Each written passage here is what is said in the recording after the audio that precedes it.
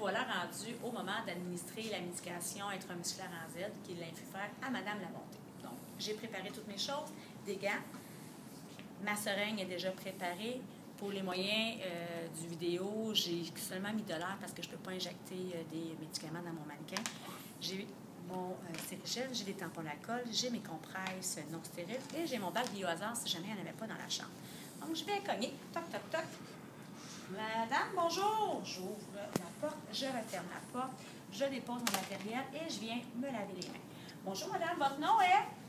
Elle se présente, elle me dit qu'elle s'appelle Agathe Labonté et je vais venir confirmer avec l'identification que j'avais sur mon étiquette, à savoir si c'est vraiment madame Agathe Labonté.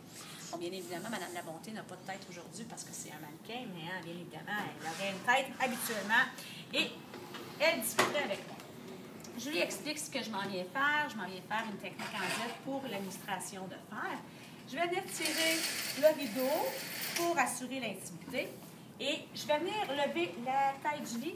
Avant, je vais seulement mettre la ridelle pour assurer une meilleure sécurité et lever le lit à ma hauteur. Toujours respecter vos principes de PDSB que vous avez déjà appris dans les modules précédents. Je lève le lit. Et le muscle à privilégier pour une intramusculaire en Z, c'est toujours la fesse. Parce que la fesse est une grosse masse, donc c'est vraiment le muscle à privilégier. Soit le muscle fessier, le moyen fessier, ou le fessier antérieur, donc le ventroglutéal. Je vais venir sélectionner le moyen fessier. Je la tournerai correctement. Je vais juste la placer comme ça ici. Je la mettrai sur le côté. Et c'est bien important de m'assurer que le muscle est vraiment dans un état adéquat, qu'il n'y a pas de signe d'induration, d'inflammation, il n'y a pas de cicatrice. Donc, on voit que le site est vraiment sain. Je vais me placer pour que mon injection soit facilitante pour moi. Je prépare ma boîte biohazard pour ne pas que je fasse de mouvement de torsion. Je viens mettre les choses ici. À proximité, je vais mettre ça ici, mes tampons d'alcool. Et là, je vais mettre mes gants. Et je vais expliquer à la dame que c'est une technique qui peut être sensible et qu'après la technique, je vais lui demander de bouger. Donc, faciliter la marche, ça va être important pour aider à l'absorption du médicament. Ce qui va être important de faire, la première chose à faire, c'est de venir localiser le site où je dois donner mon injection. Donc, on sait qu'on doit venir localiser le pli interfessier, se tirer une ligne horizontale et venir séparer la fesse en deux avec une ligne verticale. La jonction entre ces deux lignes-là se trouve à être le nerf sciatique. Donc, je m'assure de piquer dans le quadrant supéro-externe qui se retrouverait toute cette région-là. Sans problème, je pourrais piquer. Pour la technique intramusculaire en Z, ce qu'il faut faire, il va falloir que je mette la peau. Je vais tendre la peau vers le bas et par la suite, je vais faire une traction latérale. Donc, je tends la peau vers le bas et par la suite, je la tasse sur un côté pour vraiment tasser la peau. Et là, par la suite, je viens désinfecter. Toujours important de tasser votre peau avant de désinfecter. Et là, je viens vraiment désinfecter sur une surface d'environ 5 cm. Un diamètre de 5 cm. Et je laisse en place mon tampon d'alcool juste en haut pour savoir où j'ai désinfecté. Et je ne lâche pas ma traction latérale. Je viens enlever le capuchon de mon aiguille. J'ai attendu que mon alcool se soit bien évaporé. Ça fait au moins 30 secondes.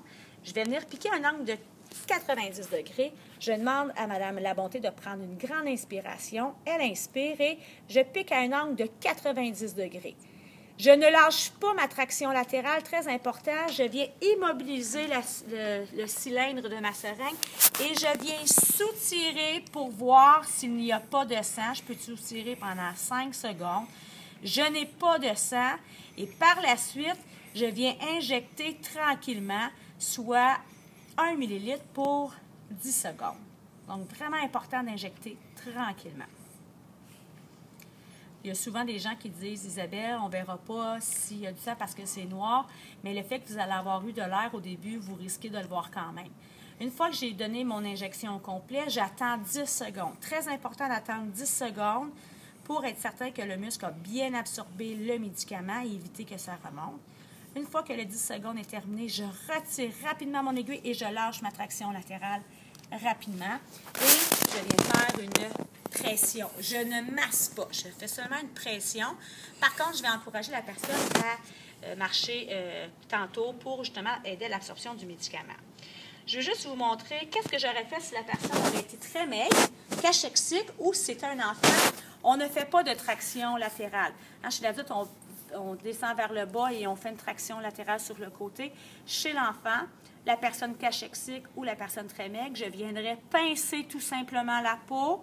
Je viendrais piquer un angle de 90 degrés. Je ne lâcherai pas la peau. Je viendrai immobiliser mon cylindre, soutirer.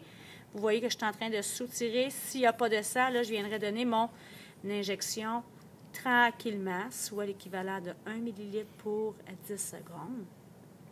Une fois que mon injection va être toute administrée, comme ceci, j'attends 10 secondes et je retire l'aiguille après 10 secondes rapidement et je lâche la peau tout de suite après.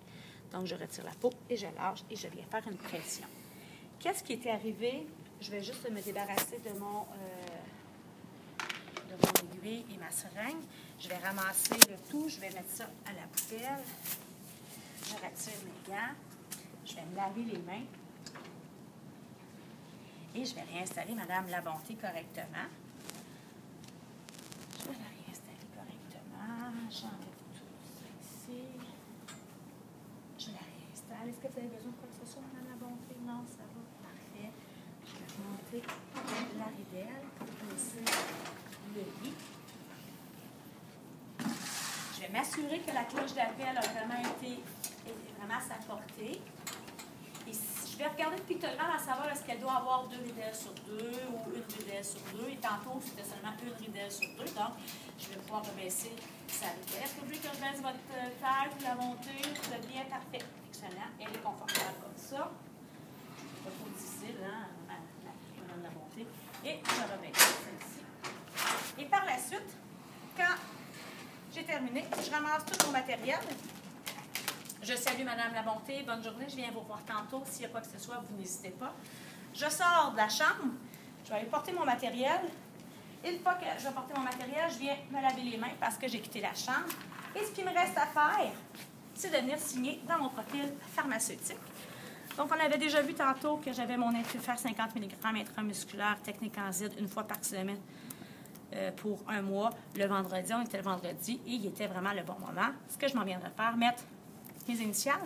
Et puisque mes initiales n'apparaissent pas dans le bas, je viendrai pour une fois venir mettre mes initiales avec ma signature complète et mon titre professionnel.